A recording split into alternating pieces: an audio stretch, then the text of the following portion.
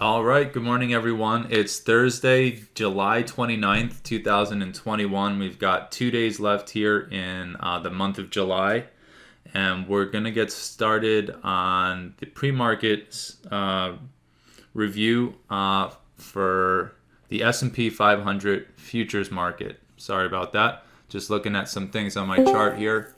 I do want to point out for my members that we did put out a multi-time frame alert last night off of the low here at 43.8050.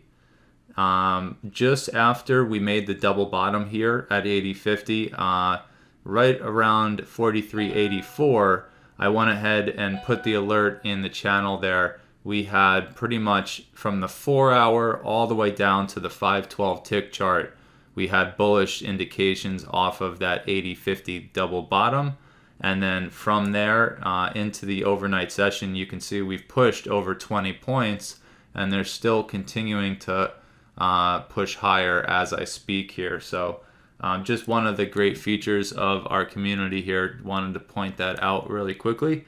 And now we're going to jump to our ultra high time frames to take a look at what the charts are telling us coming into the open here on Thursday morning. So we've got our quarterly looking very strong as usual. No signs of exhaustion. Same thing on the monthly.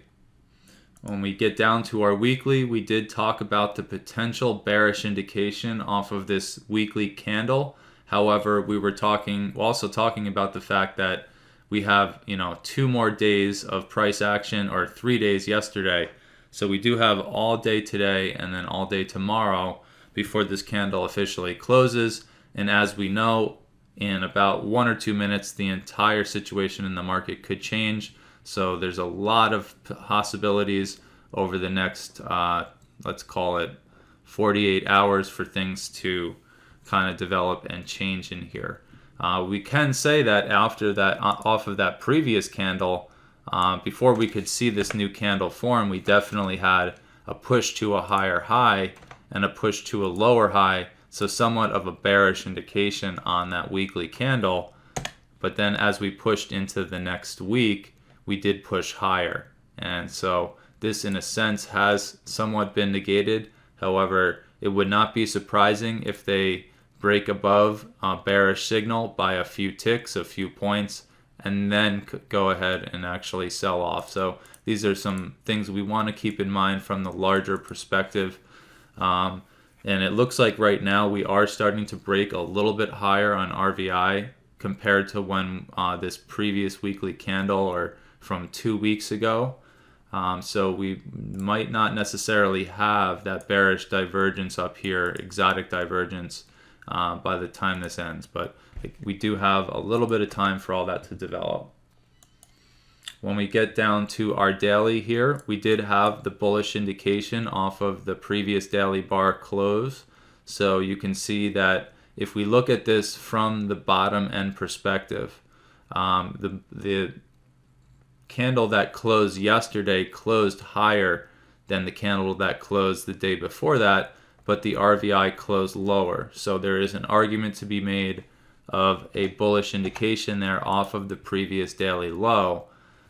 That we can kind of keep in mind here. Although if you look at the overall candle, somewhat of a bearish looking candle in my opinion, with a huge wick to the upside like that. So we'll have to keep that in mind. Also, that candle before that was a bearish engulfing candle. So you can see it basically engulfed all of the price action from the day before and the day before that, and then closed somewhat bearish. Although I would argue that you also have a huge wick to the downside, so somewhat of a bullish indication, even though it was a red bar. So remember that the last few days have been somewhat ambivalent, which is why we were basically very patient yesterday, was because we did expect there to be some type of sideways action until we could break outside of the levels that we had talked about. So just to kind of wrap up the daily here, getting a little long-winded, we do have somewhat of a bullish case that could be made off the previous daily low. And the new candle, again, I don't want to say too much because we have all day for this to form and then officially close. this afternoon. So we'll have to come back and revisit that. On our 4-hour, we did have the bullish indication from the low here of yesterday. And then you can see this candle, the one that closed at 7 p.m. Pacific yesterday. That's essentially where I'm arguing we got the 4-hour indication. So you can see this general slope upward here in price and this general sloping downward on RVI. So right in this general area, you can argue from the previous daily low and from where I put the multi-time frame alert last night. Again, when you could not see anything besides this one candle here, we did have a bullish case off that low. And right now, not necessarily any indication of exhaustion on this push up. So right now, we could argue that there is somewhat of a daily bullish indication off the lows that we were looking at. On the 4-hour, we're getting confirmation of that. So right now, that's all we have on the 4-hour. No signs of exhaustion up top here. When we get down to our 60-minute, here's the beautiful bullish divergence right off that candle that closed at 7 p.m. Pacific last night. And so if we go back, and I'll show you what I was seeing on my charts when I made that multi-time frame signal call. So you can see up here, if I go ahead and bring this up yesterday, a little late to the party, but nice multi-time frame bull divergence off the current overnight low, 43.8050. This was at 7:39, so about a half hour after it officially formed there.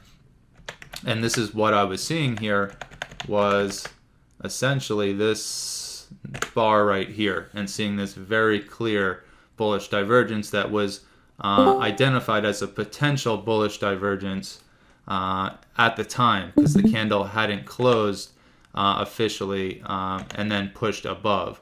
So 60-minute also giving a bullish indication from our overnight low, and that's now led to greater than a 20-point push. However, what I'm noticing here is we do have kind of a general slope down, or actually somewhat flat, but definitely a slope downward from the previous daily high, but a somewhat of a sloping upward here on RVI. So maybe there's a case for a bearish indication on the 60-minute at the current high. However, I'm not in love with what I'm seeing here. There's definitely an argument that could be made there. So 60-minute also agreeing with the 4-hour and the daily with the bullish case off the lows, with a little bit of an indication of some bearishness off the current high that we're making.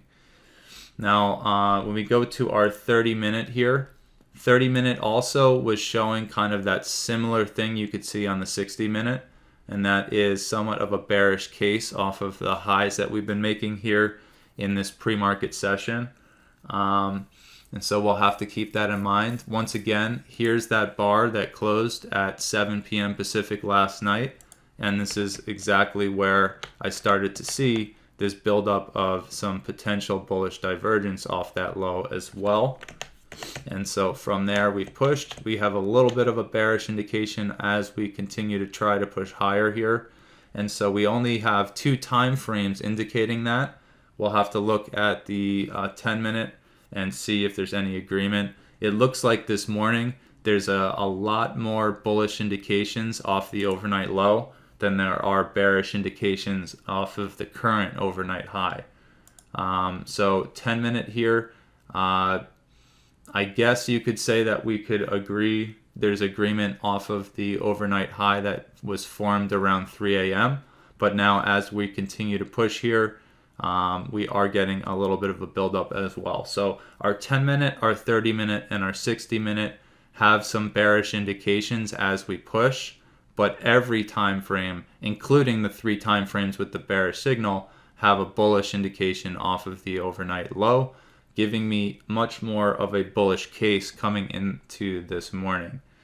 We do have to keep in mind that we are in this sideways chop, and this is not kind of out of the ordinary when we have very strong pushes to new all-time highs. Typically we will push up, get a new all-time high, and then the market will kind of go sideways for a little bit as they decide what's going to happen. But basically This is our bias for the morning. We have a lot more bullish signals off the previous daily low and the overnight low than we do bearish indications off the current highs.